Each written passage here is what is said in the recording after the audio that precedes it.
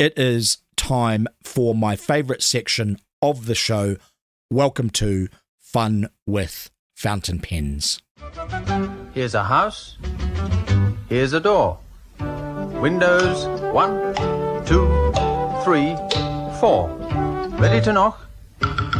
Turn the lock. 10 school.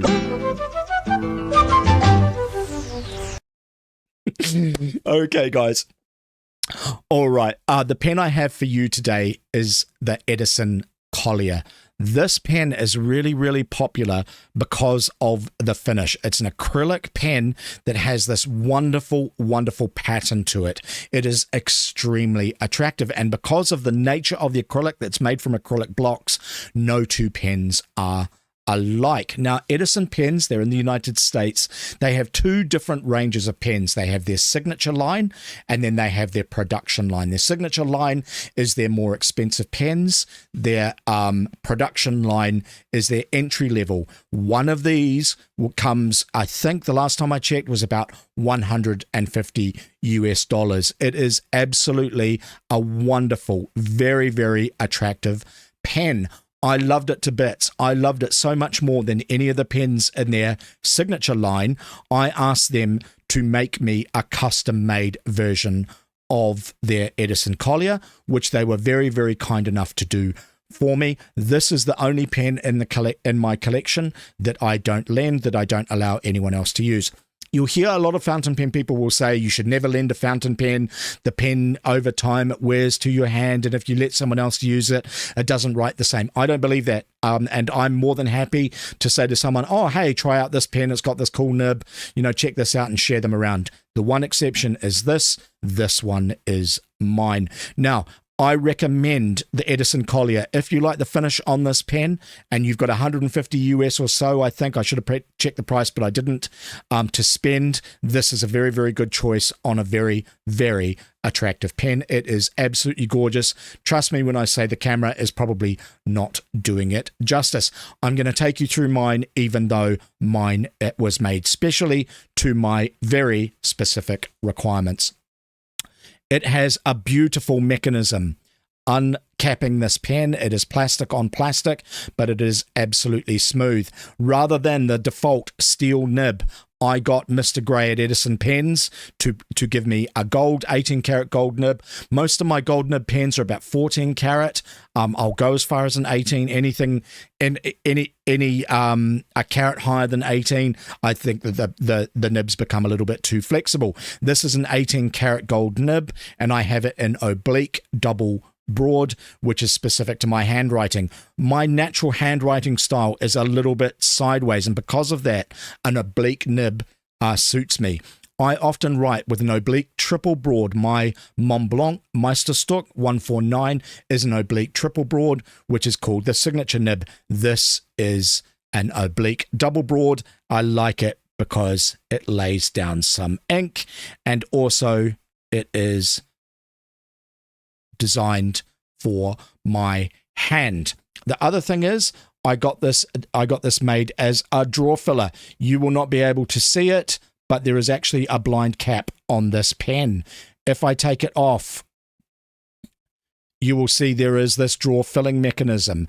To fill the pen with ink, you stick it into the ink bottle and you draw it up suction like into the body. The other thing you will probably not be able to notice is that the body is actually slightly translucent. Even though this pen does not have an ink window, you can actually see the level of the ink inside the body, particularly on those sort of more orangey, yellowy bits. It is absolutely beautiful. It 100% suits my hand.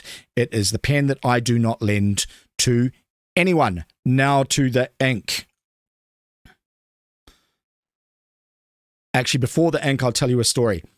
My signature is almost impossible to forge. This is a little bit of an affectation, but I think it's cool. One of the reasons is that only I have this pen. This is one of a kind. Only I have this. Only I have owned it. It is my pen. The second reason is this ink. It is Noodler's Bad Blue Heron. I've talked about Noodlers a lot. They're an American manufacturer that make wonderful pens and even better inks. It is owned by Nathan Tardif, who is a hardcore libertarian. The thing about Nathan is he made these inks to prevent counterfeiting. This is the fountain pen equivalent of PGP, public key encryption technology. The way it works is that this particular bottle of ink is a permanent ink. It's like an iron gall ink, but it's not. It's the problem with iron gall inks, which is the old way of making permanent inks, is that because of the ferrous material inside them, they can interfere and damage the mechanisms of fountain pens, so they really went out of fashion and were replaced by synthetics, including this one. Now, you can buy a bottle of Bad Blue Heron from Nathan Tardif. They're inexpensive. I think they cost about $20 or $30 a pop for about a 60ml bottle. The thing about them is no two bottles are the same. This bottle of ink is unique. What Nathan does is he gives every bottle a specific combination of chemicals inside it, which is unique to that one bottle.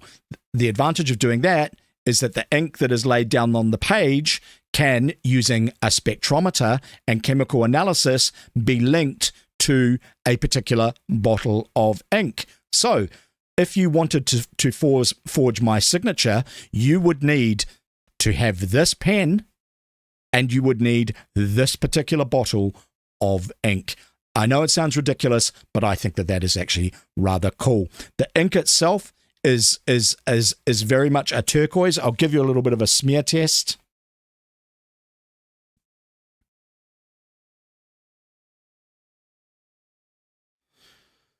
It's not as attractive to me as my preferred turquoise inks. I much prefer the Iroshizuku Konpeki and even the Lamy turquoise, but this is absolutely beautiful, with the added advantage that it is one of the Warden's inks, which means it is counterfeit proof. All right, guys, so that is the story. This week we have a custom-made Edison Collier. I recommend this pen, even if you don't have it customized, you just buy one off the shelf. That's a lovely pen to own. Thoroughly recommend it. And Nathan Tardif of Noodler's Inks, Bad Blue Heron turquoise ink. All right, hope you found that interesting. I'm going to play a little bit more music. I've got about 20 minutes left to go. I'll come back and address your comments in the chat shortly. Excuse me, still digesting my dinner. Here's some more tunes.